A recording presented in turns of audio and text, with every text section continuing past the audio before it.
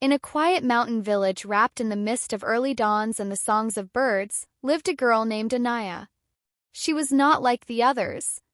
While the children played by the riverbanks and chased clouds in the meadows, Anaya spent her days climbing trees to read books she had borrowed from the only school in the region.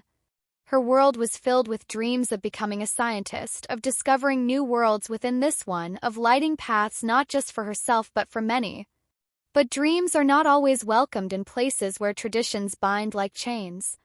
Her father, a woodcutter, believed a girl's future was at home, behind kitchen walls and veils. The village elders scoffed at the idea of a girl studying beyond primary school. Even her mother, though kind, was quiet with fear. Still, Anaya kept her heart ablaze with purpose. Every morning, before the sun kissed the peaks, she gathered wood, helped her mother with chores, and then trekked 4 miles to school. Rain or shine, she walked with a mind full of questions and a soul unbending.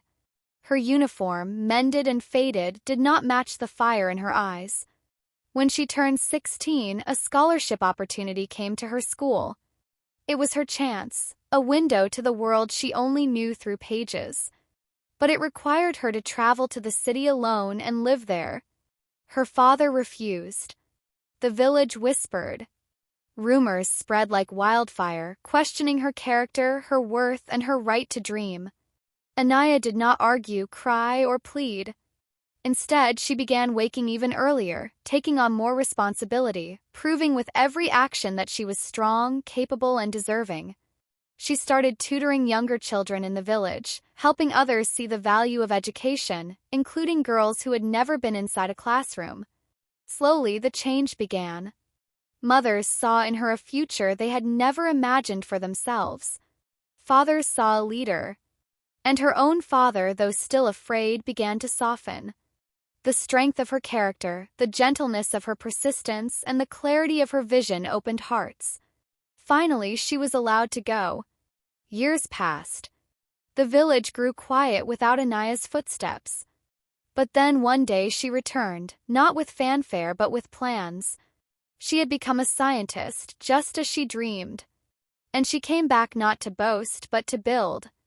A small learning center rose where the old grain store used to be, welcoming children of all ages, especially girls. Anaya taught not only science but strength, not only formulas but fearlessness. Her journey became a story mothers told their daughters at bedtime, not a fairy tale but a path lit with courage and conviction. In the quiet mountain village, change had come.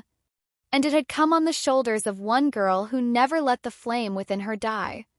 Moral: true change doesn't begin with permission, it begins with belief in yourself.